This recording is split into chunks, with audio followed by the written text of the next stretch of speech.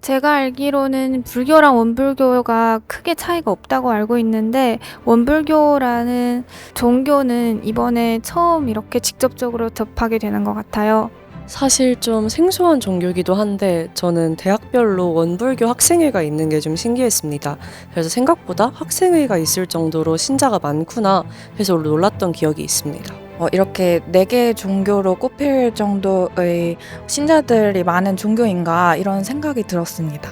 가톨릭과 원불교 시작하도록 하겠습니다. 파이트!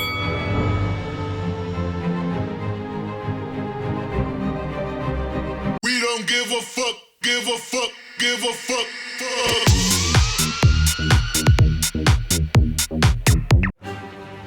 비오님 카톨릭의 사랑의 말씀을 들으면서 제 마음이 따뜻해지는 걸 느꼈고 내 안에 하나님이 계심으로 사랑이다. 너무 쏙 이해가 돼요.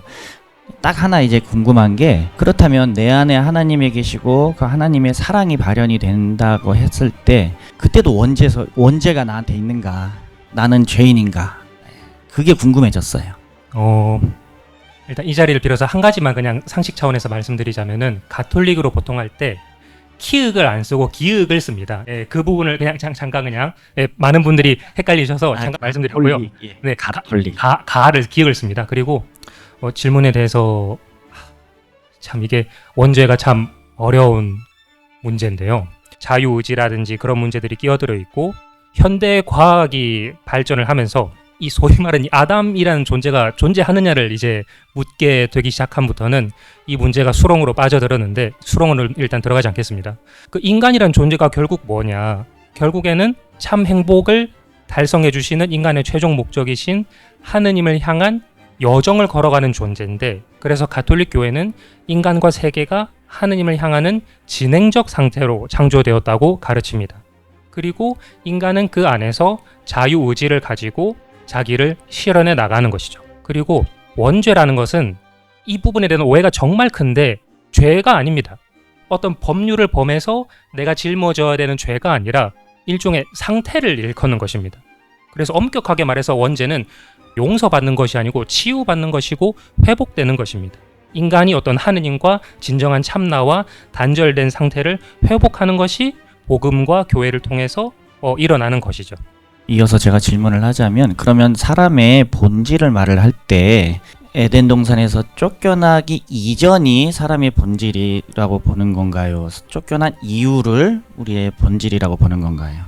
사실 말씀하신 질문이 제가 평소에 고민하고 있는 부분이기도 하고 제가 여기 문제에 대답할 미천이 별로 없습니다. 왜냐하면은 우리가 이 문제에 대답하는 데 있어서 현대 과학을 고려하지가 않을 수가 없기 때문인데 왜냐하면은 현대 과학과 생물학에서는 뭐 아담 이전 이후, 에덴 이전 이후 이게 완전히 말도 안 되는 얘기가 돼버리기 때문에 이거를 그냥 교리신학에 무시하고 그냥 성경 안에서만 놓을 수가 없는 것이죠. 그래서 그 질문은 자연과학과의 대화까지 고려한 어떤 대답이 되어야 되는데 그 능력이 현재 저에게 없습니다. 제가 그러면 자연과학과의 그 입장으로 한번 제가 생각을 해보자면 주장하는 게 아니라 어떤가 한번 들어보시라는 거예요. 사람이 아기로 태어났으면 그 아기가 어른으로 성장을 하는데 이름을 지어주면 나이가 변하고 키가 커도 그 이름으로 가잖아요. 그런 것처럼 처음에 이거는 역사적 사실이냐를 떠나서 종교적으로 아담을 이렇게 만드셨어요. 그래서 자유를 주셨어요. 거기서 자유의지를 주신 거죠. 그럼 거기서 이미 탄생이 된 거 아닌가? 그런데 사람의 본질을 거기서 쫓겨난 것으로부터 우리 인류의 역사에 짐을 짊어진다는 것이 제가 이해되기로는 사람의 어리석음으로 이해를 해요. 그런데 그것이 어리석음이 본질이라고 말을 할 수 있는가? 오히려 본질에 다가가려면 어리석음으로 쫓겨나기 이전에 이미 있었지 않은가 우리는. 그런 생각이 들어요. 이해했습니다. 그래서 짧게 그냥 말씀을 드리자면 제가 이제 처음 말씀을 드릴 때 수많은 그런 것들 우리가 또 경험하는 것들 내면에서 경험하는 것들 이 거지 같은 인간들한테서 경험하는 것들이 그럼에도 불구하고 본질은 선하다. 네, 그럼에도 불구하고 그래서 그리스도교를 성악설로 오해하시는 분들이 많은데 뭐 오해가 아니라 그렇게 생각하시는 분들도 많을지 모르겠지만 저는 결국 그리스도교는 그래도 성선이다. 그렇게 믿습니다. 그럼에도 선하다가 저를 치유해 주네요. 네, 좋습니다. 이 얘기는 개인적으로 좀 더 듣고 싶네요. 네. 그러면은 이제 판정단 분들의 엄격한 채점이 들어가도록 하겠습니다. 질문도 엄청 예리하셨던 것 같습니다. 우리 아, 예. 기독교에 참 특이한 게 성선설이랑 성악설이랑 맞는 있어요. 그래요? 그러니까 성선악이 창조되었는데 인간이 하나님과 관계를 끊으면서 성악이 돼버린 것이.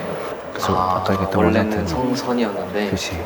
일단 우리가 창조주를 인정한다면 세상에 죄가 있다는 게 되게 이상하다. 그러니까 세상에 어떤 미친 창조주가 그 죄까지 만들었겠냐. 그 자기가 만든 게 파괴될 수 있는 악함이랑 죽음도 마찬가지. 그게 지금 우리가 알고 있는 선악과 사건이고 그 사건 이후로 악함과 죽음이 들어왔고 그때부터 성선한 존재가 성악이 되었다. 사실은 생각을 못한 게 있었어요. 원래 들으면서 그런가? 하는 생각이 들었어요. 오늘 좋은 거 배웠어요. 감사합니다. 제가 네, 점수가 나왔습니다. 네, 서로 0점이 되었습니다. 아주 만족합니다. 네, 좋습니다. 네, 이제 우리 희호님께서 다음 인물을 정해주시면 될 것 같습니다. 바로 하시겠어요? 아이, 좋아요. 네, 그러면은 바로 하시는 게 좋을 것 같습니다. 네, 그러면은 이제 원샘님 하도록 하겠습니다. 고생하셨습니다.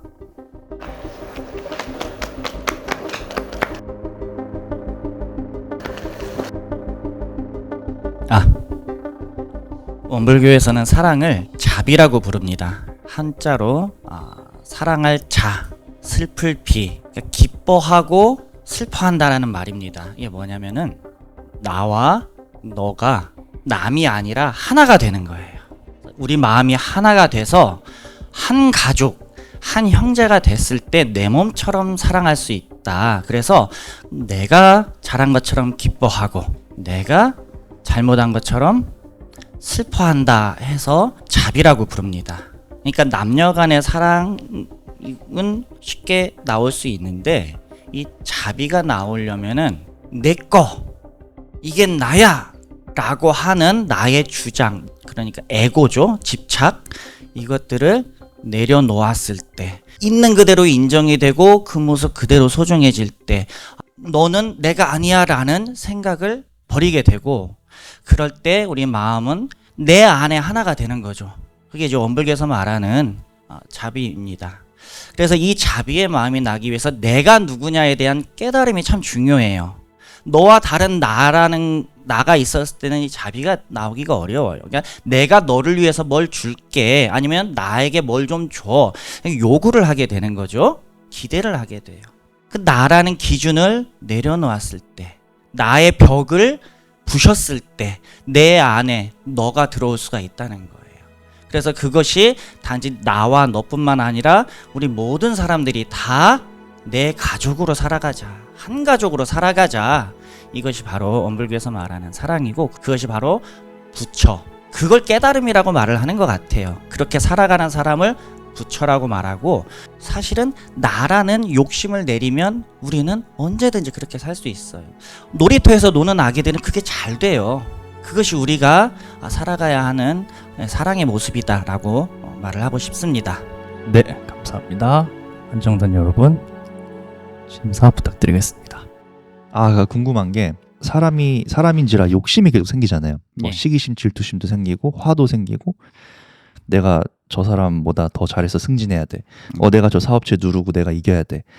라는 마음이 되게 원초적이고 또 굉장히 빠르고 쉬운 동기라고 생각을 하는데, 근데 이런 거를 좀 다스리고 마음을 이렇게 그 부처님의 마음을 계속 상기하면서 사는데, 그러면은 내가 막 열심히 나와서 경쟁하고 분투하고 하는 그 동기를 어디서 찾아야 될까요? 원불교를 이제 따르는 사람들은. 참 나의 모습이 무엇이냐에 대한 얘기를 해야 될 것 같아요. 우리가 욕심을 내고 살고 화를 중심으로 사는 때에는 이게 습관에 의해서 길들여진 모습을 나라고 인식을 하고 그 내가 공격받았다, 아니면 그 내가 위험하다라고 생각을 하는데, 그것은 본래 내 모습이 아니다 라고 저희는 말을 하는 거죠. 참 내 모습이 아닌 걸 나라고 착각하고 살고 있다라는 거예요. 이게 어떤 거에 딱 반응을 하고 시기질투심을 느끼거나 화를 느끼는 게 참나가 아니다. 그렇죠. 그러니까 참 나가 아니라는 말은 뭐냐면은 그 화가 진짜 나를 위해서 나오는 마음이 아니라는 거예요. 아, 나를 위해서. 예를 들면 어떤 고정관념에 의해서 착각하고 나오는 화일 수도 있어요. 저 사람은 나를 그냥 정말 궁금해서 물어봤는데 내 자존심이 상처받았다고 느낄 수도 있는 거죠. 그 착각 속에서도 욕심을 내고 화를 낼 수도 있잖아요. 그렇게 살아갔을 때의 그 끝에 과연 마음의 안정과 평화와 사랑을 느낄 수 있을까? 쉽지 않은 일이라고 봅니다. 우리 원불교회 소태산 대종사님께서도 그러셨고 부처님, 예수님, 공자님 같은 성자들의 삶을 보면 가장 참 나의 모습으로 사셨지만 가장 치열하게 사신 분들이거든요. 그런데 놀랍게도 세상을 두려움과 원망으로 살지 않으셨어요. 누구보다도 강한 에너지를 가지고 사셨거든요. 우리의 본래 모습에서 세상을 바라볼 때는 그 세상에 대한 두려움, 나에 대한 두려움으로 보는 게 아니라 놀랍게도 호기심과 사랑으로 보게 돼요. 그럴 때 나오는 에너지가 훨씬 강하다. 호기심으로 세상을 볼 때는 잠도 안 자고 밥도 안 먹어도 배도 안 고파요. 하고 싶은 에너지, 열망이 일어나죠. 그렇구나. 지금 앉아 계신 의자 어떠신가요? 아, 의자가 생각보다 많이 푹신하네요. 네. 예, 너무 굉장히 편합니다. 반드시 앉으려고 하는데 저도 모르게 저절로 뒤로 넘어가요. 아주 좋습니다. 이 팔걸이도 맘대로 이렇게 해가지고 진짜 이 키보드 칠 때도 엄청 편하고 또 저는 거북목이 있어가지고 이거를 앞으로 당길 수가 있어요. 그래서 이렇게 하면은 진짜 극락이거든요. 예. 아, 극락이란 말 써도 되나요? 아, 예. 예. 그러면은 우리 원쌤님 오 점수가 되게 높아요. 84점. 최고점 86점에 최저점 78점입니다. 홀리 카운터가 하나 남아 있죠. 아, 저밖에 없나요? 네. 님이 이제 가슴 속에서 쓰실 건가요? 근데 또 덧붙일 말이 도저히 없어서. 아, 네, 좋습니다. 네, 그러면은 원쌤님 84점 고생 많으셨습니다. 네, 우리 마지막 불교의 혜안님 답변 들어보도록 하겠습니다. 불교도 친근한 느낌이 있고 뭐 자연이 생각나고요. 금욕적인 이런 부분은 좀 재미없게 보이기도 합니다. 스님분들께서 굉장히 일찍 일어나시고 되게 절제되고 금욕적인 생활을 하셔서 식생활도 되게 통제되어 있는 거로 알고 있는데 좀 감탄스러운 부분이 많은 것 같습니다.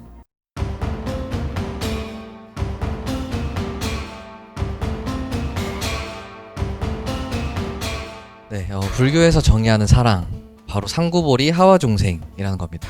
정말 우리말로 쉽게 풀어서 설명하면 남한테 잘해라 예요. 남한테 잘하면 나도 결국 기쁘고 행복해진다. 내가 기쁘면 세상도 행복하다라는 뜻입니다. 우리가 남을 도와줄 때 최근에 이렇게 도파민이 많이 분비된다라는 그런 여러 가지 과학적인 결과물들을 많이 보셨을 겁니다. 그런 식으로 불교에서는 나한테도 잘하는 것도 중요하고 타인에게 잘하는 것도 중요하다. 근데 여기서 한 가지의 함정이 있습니다. 사랑은 변합니다. 불교적 관점에서는 모든 것은 변합니다. 제가 좋아하는 뮤지컬이 하나 있습니다. 레드북이라는 뮤지컬인데요. 사랑은 마치 하면서 어린아이들처럼 변하기도 하고 한 가지에서 머무를 수 없습니다. 사랑 또한 변하지 않기 위해서 내가 이 사람을 집착하고 이 사랑에 집착한다는 것은 사실 불교적 관점에서는 옳지 않습니다. 왜냐하면 그 사람은 그 사람대로의 나름대로의 삶이 있을 것이고 변하는 데도 이유가 있을 것이고 제가 그것을 함부로 판단할 수 없기 때문입니다. 결국은 내가 스스로 잘해야 된다라는 것입니다. 내가 잘해야 타인에게도 잘할 수 있고 타인을 사랑한다 했을 때 내가 준비가 안 됐을 때 어떤 사람이 나를 사랑한다 했을 때 내가 과연 사랑받을 준비가 안 되어 있는데 그것을 사랑이라고 할 수 있을까요? 그리고 그것을 연애라고 할 수 있을까요? 이제 그런 부분들이 조금 고민이 되더라고요. 반야라고 합니다. 우리가 반야심경에서 그 반야가 지혜를 뜻하거든요. 지혜로 인해서 세상이 또 밝아지고 그것이 이제 사랑이기 때문에 불교적인 관점에서 봤을 때는 사랑은 변하지만 또 타인을 위해서 이 세상을 위해서 잘 살아갈 수 있게끔 하는 원동력이 되지 않나 라고 현실적으로 한번 고민을 해보았습니다. 이상입니다. 네, 감사합니다. 시청자 여러분 심사를 해주시면 되겠습니다. 근데 그 보상을 얻으려면은 네. 쟁취를 하고 성취를 해야 되잖아요. 그쵸. 항상 이런 고민이 드는 거예요. 불교적인 것을 가지고 어떻게 하면 이 세상에서 그 불교의 마음으로 경쟁해 나갈 수 있을까? 이제 많은 분들이 그럼 불교는 경쟁에 있어서도 조금 어렵지 않냐. 남들과 비교를 통해서 내가 승리를 하고 올라가야 되는 그런 목적을 가지고 살아가는 사람들이 정말 많은데 불교는 어쩌면 그 반대를 가르치고 있는 것이 아닌가라고 하잖아요. 사실 그게 저는 불교의 매력이라고 생각을 하거든요. 왜냐하면 우리가 정말 많은 이제 SNS나 이런 활동을 하면서 정말 많은 타자들을 보게 됩니다. 근데 정작 거기에서 저는 없어요. 타인을 정말 많이 보지만 저를 보지 못하는데 유일하게 저를 돌아보고 볼 수 있는 종교가 불교라고 저는 생각을 하거든요. 물론 스님들께서는 다른 수행 방법이 있겠지요. 근데 요즘 젊은 2030 친구들이 조금 생각하는 거는 정말 그 명상과 템플스테이만으로도 정말 지친 내 마음을 돌아볼 수 있는 종교다. 그래서 그걸 통해서 하면 뭐가 좋아지냐? 궁극적으로는 스트레스 관리가 됩니다. 우리 역사책에서 보면 일체유심조라는 단어를 듣잖아요. 네. 모든 것은 마음이 하는 대로 동한다 하는 뜻인데 우리가 정말 살아가면서 네가 마음 하는 거에 따라서 과정과 결과도 달라질 거야 라고 얘기를 하지만 실질적으로 마음을 어떻게 다스리는지에 대해서는 아무도 가르쳐주지 않습니다. 근데 불교는 그런 것들을 통해서 가르쳐줍니다. 내가 화내고 싶을 때 화를 내면 안 되는 거 아니냐? 불자는 내가 하고 싶은 말 있어도 하고 싶은 말 참아야 되는 거 아니야? 이런 질문을 되게 많이 듣거든요.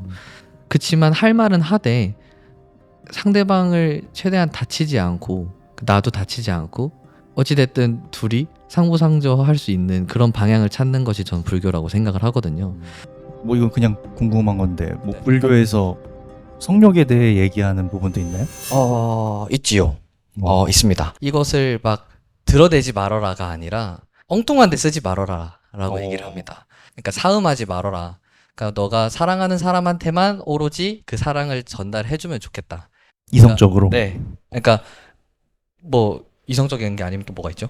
그러니까 이성적인 사랑을 얘기하는 거죠. 이 경우에는. 네, 뭐 그런 거죠. 불교에서는 그 불륜이나 바람 피면 안 되는 거예요? 사실 교리적으로 맞지 않죠. 그리고 그거는 사실 교리적으로 맞고 안 맞고를 떠나서 인간의 도리로서 이제 사람과 사람의 관계에 있어서도 그거는 바람직하지 않다. 네, 생각합니다. 그렇구나. 뭔가 불교는 뭔가 쿨한 느낌이 들어가지고 이것도 어떻게 좀 잘 교리 이렇게 하면은 약간 세상의 모든 것이 그러하듯 그것도 우리의 뭐 자유이다 뭐 이런 대답이 나올 줄 알았는데 이제 3라운드 혜안님 최고점 87점 최저점 79점에 83점인데 그러면 우리 혜안님에 대해서 지금 기호님만이 남아있죠. 기호님과 원세님 쓰시겠네? 네. 홀리 카운터 쓰겠습니다. 네, 그러면은 홀리 카운터 2분간 쓰도록 하겠습니다. 네, 일로 나오시고.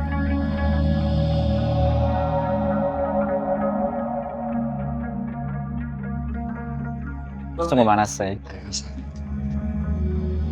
네, 시작하겠습니다. 사실 제가 이제 홀리 카운터라는 것을 마지막 라운드에서 사용하면서 이제 불교에서 말씀하신 것에 대해 반박을 하려다기보다는 변화라는 주제가 제 마음에 좀 와닿았어요. 모든 것은 변한다. 이게 변화와 영원이라는 주제가 사실은 서양 철학을 관통하는 두 개의 큰 주제인데 하나의 큰 주제로는 이제 파르메니데스의 존재 이해가 있고 존재하는 것은 존재하고 있는 것은 있고 없는 것은 없다. 그리고 또 한편으로 또 헤라클레이토스의 또 전통이 있죠. 모든 것은 흐른다. 근데 뭐 여기서 제가 하나님은 영원 불변하시고 뭐 십계명 뭐 그런 얘기 하고 싶지는 않아요. 예, 그런 얘기는 교회에서 보통 하는 얘기들이니까 그냥 하나의 제 경험을 하나 그냥 나누고 싶습니다. 이분이라는 이제 1분 남 짧은 시간에 제가 사실 수도자로서 이런 취미가 사실 조금 부끄럽기도 한데 웹툰을 보는 거를 보통 좋아해요. 점심 먹고 이제 앉아가지고 커피 한 잔 마시고 보는 걸 좋아하는데 토요 웹툰이었나? 거기에 고양이 타타라는 작품이 있습니다. 그 작품이 참 좋은 작품인데 거기서 변화와 상실과 죽음과 사랑하는 이들을 떠나보낸 그런 아픔에 대해서 다루면서 이 변화와 변하지 않음에 대해 다뤄요. 그냥 짧게만 말씀드리면은 그 작품의 메시지는 이렇습니다. 우리가 변화를 받아들일 때, 변함이 있다는 것을 받아들일 때 절대로 변하지 않는 게 있다는 것을 알게 되는 거란다. 그게 이제 작품의 메시지인데 이 카운터를 소모하는 김에 그 작품에 받았던 감동을 나누고 싶어서 이 변화와 영원이란 주제에 대해서 이렇게 말씀드리고 싶어서 간단하게 서게 됐습니다. 네. 네, 감사합니다. 그러면은 판정단 분들 채점을 해주시고 모든 것은 변하지만 이제 가톨릭에서 이야기하는 사랑은 변하지 않는 한 가지가 있다. 이런 네. 또 얘기였을까요? 네, 그렇게 또 잘 연결해 주신 것 같습니다.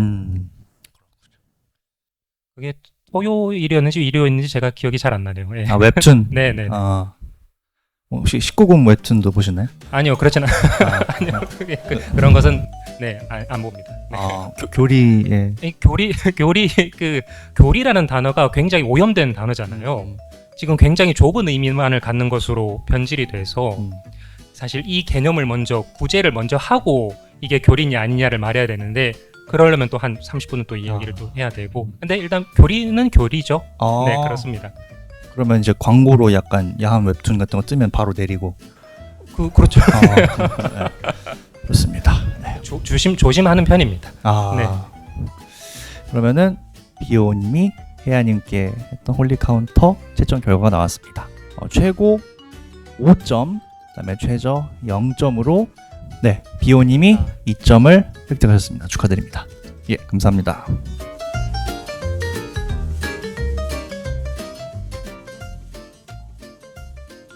자, 그러면은 이번 라운드를 끝으로 모든 홀리 배틀, 홀리 카운터 다 소멸이 되어버립니다.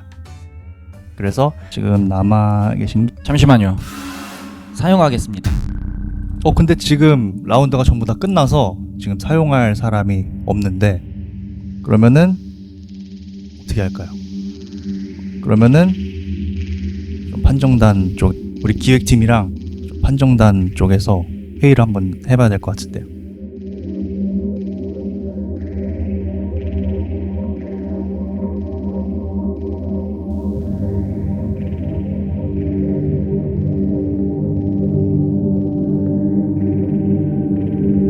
기나긴 고심과 회의의 끝에 우리 원세님의 마지막 포효 울부짖음 홀리 카운터 2분 시작하시게 되었습니다.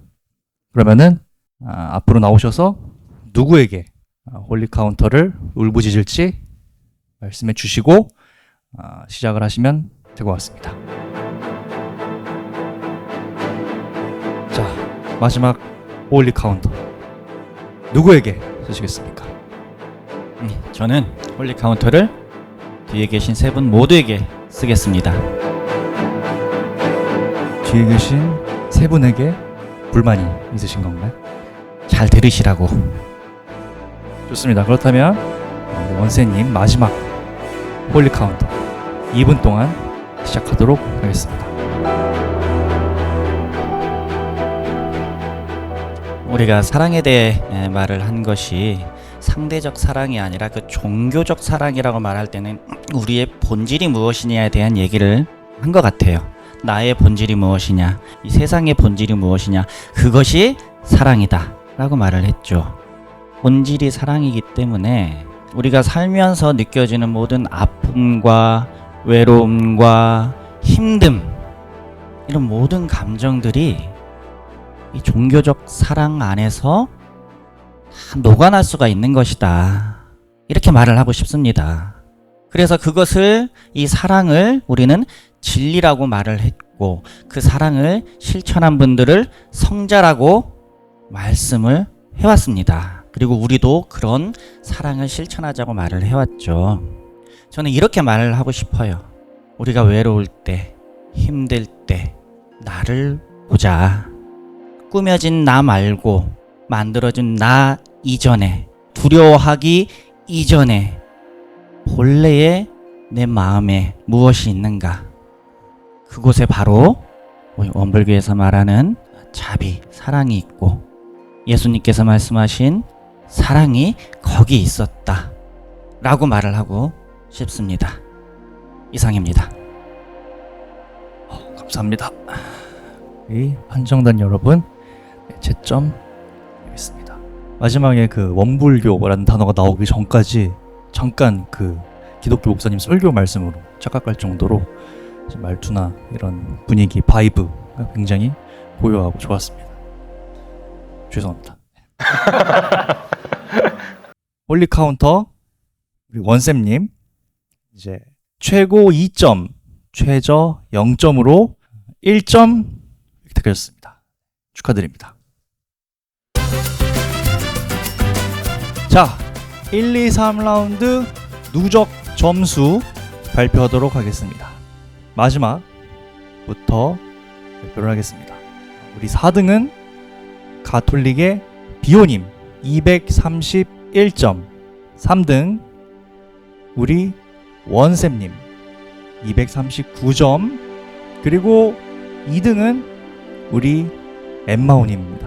244점이고 단 1점 차이로 우리 혜안님이 245점으로 1등 상금 300만원과 아주 푹신푹신하고 좋은 우리 프로 의자, 사이즈 오브 체어의 프로 의자를 우리 혜안님이 받게 되는 것이 아닙니다.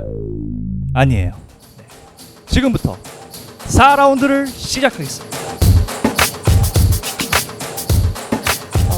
저는 사랑이라고 하는 개념에 대해서 서로 다른 종교에서 내리는 정의가 서로 비슷하면서도 달라서 신기했던 것 같습니다. 저희가 알고 있는 것과는 다른 관념들을 많이 들을 수 있어서 흥미로웠던 것 같습니다. 저는 그 가톨릭 신자의 변하는 것을 느끼는 순간 변하지 않는 것은 분명히 있다라는 말이 가장 인상 깊네요. 불교계와 그리고 기독교계의 차이와 그리고 결과적으로는 다들 비슷한 철학을 공유하고 있었다는 점이 인상이 깊습니다. 자, 이제 대망의 마지막 4라운드는 우리 판정단 여러분께서 직접 고민하신 질문으로 우리 참가자분들에게 각각 질문을 하면서 약 5분 동안 자유롭게 대화를 나누게 됩니다. 그 5분을 가지고 심사위원단, 판정단 여러분이 전부 채점을 하셔서 점수를 매기게 되는데, 무엇보다 가장 중요한 것은 이번 마지막 라운드 점수는 2배를 얻게 되기 때문에 충분히 역전을 하실 수 있습니다.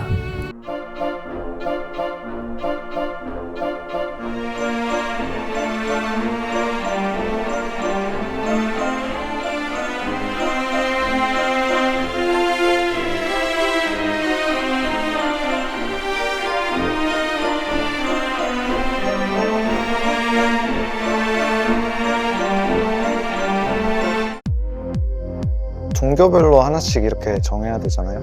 그래서 불교부터 이렇게 한번 얘기를 해볼까요? 다 좀 신적인 사랑이나 종교적인 사랑을 얘기를 했는데, 불교에서 혜안님만 대답해 주실 때 사람과 사람 간의 사랑을 좀 얘기를 해주셨거든요. 그래서 그 부분에 대해서도 여쭤볼 수가 있을 것 같아요. 그 원쌤께서 말씀을 하셨던 거는 이제 사랑이라는 건 자비이고 기쁨과 슬픔으로 하나가 되는 것이라고 말씀을 하셨는데, 우리는 사랑은 배타적이라는 말을 알고 있어요. 이 부분에 대해서도 질문을 해보는 게 어떨까라는 생각을 해봅니다. 특히 개신교 분들 중에 진짜 종교 활동을 엄청 열심히 하시는 분들이 있는데, 사실 뭔가 구원이나 약간 그런 거에 있어서 종교 활동하는 게 더 도움이 되나? 이런 질문도 해볼 수 있을 것 같아요. 어떻게 받아들이실지는 모르겠지만. 구원도 개신교에서는 사랑의 일종인가? 이렇게 물어보는 건 어때요? 근데 꼭 저희가 앞에 막 1, 2, 3라운드에서 연장선에서 질문을 할 필요는 또 없을 것 같아요. 아예 좀 새롭게 가는 것도 그게 더 재밌을 수도 있을 것 같아서, 저희 막 전에 사전 회의할 때 천주교 같은 경우에는 살인범이 이제 고해성사하면은 어떻게 할 거냐, 이거 신고하세요? 막 이런 거 나왔었는데, 오히려 이런 재밌는 방향으로 끌고 가도 좋을 것 같아요. 아, 그 원불교에서의 두 번째 거 궁금했는데 인지도가 인지도 대표적으로 어떻게 생각하는지. 또 같은 맥락에서 불교는 사실 되게 이미지가 좋잖아요. 종교들 중에서도 약간 그런 비법이 있는지, 혹은 우리가 모르는 전도의 방식이 있었는지. 이제 다른 종교들이랑 차별화되는 자기 종교만의 어떤 그런 게 있는지도 궁금하고, 그리고 자기가 생각해도 이거 아닌 것 같다 싶은 교리나 그런 부분이 있는지 궁금해요.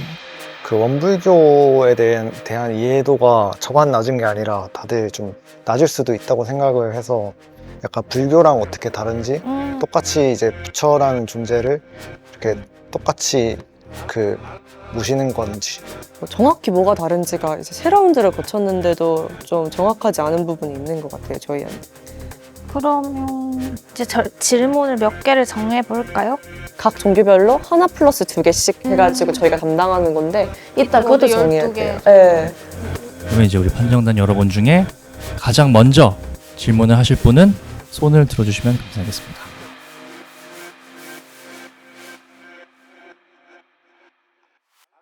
저 질문하고 싶습니다. 네, 그러면은 참가자 중에 누구에게 질문을 하고 싶으신가요? 개신교의 엠마오님께 질문드리고 싶습니다. 개신교의 엠마오님 앞으로 나와주셔서 질문을 받아주시길 바랍니다. 오늘만 첫 번째 답변이 세 번째네요. 감사합니다. 질문 받겠습니다. 제가 사전 인터뷰 때도 비종교인으로서 종교 생활을 하시는 분들이 종교 활동에 어떻게 그렇게 기꺼이 시간을 쓰시는지가 정말 궁금하다고 이야기를 했었거든요. 그래서 같은 맥락에서 지금 사역 활동을 하고 계시잖아요. 그러면은 종교인으로서의 그런 종교 활동이 구원이라든가 이런 거에 더 도움이 된다고 생각하시는지 혹은 그런 교리가 개신교에 있는지가 궁금했습니다. 네, 오늘 상당히 일관된 답변을 많이 하는 것 같은데 가장 그 기본적인 원리가 뭐냐면 감동이에요. 예를 들면 우리가 너무 맛있는 분식집을 발견했어요.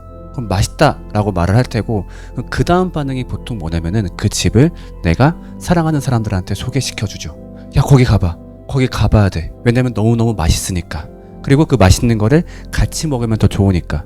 그래서 이 이야기를 더 알리기 위해서 내 시간을 쓰고 싶어지는 거죠. 그게 사람의 가장 기본적인 원리인 것 같아요. 마찬가지로 기독교의 내용을 듣고 그걸 통해서 내가 너무 큰 행복을 누렸다 보니까 이 이야기를 더 잘 누리고 싶고 일단 내가 그 다음에 다른 사람도 함께 누리면 좋겠다 보니까 여기에 자발적으로 시간과 돈을 쓰게 되는 것 같아요. 이게 더 어려운데요? 사실 전 비종교인이잖아요. 그런데 좀 기독교가 불신자들에 대해서 생각하는 것들이 되게 무섭게 다가올 때가 있어요. 그럼 정말로 이제 불신자들은 이제 쭉정이처럼 걸러내어야 하고 뭐 낫으로 베어버려야 하고 그런 존재라 생각하시는지 좀 여쭙고 싶어요.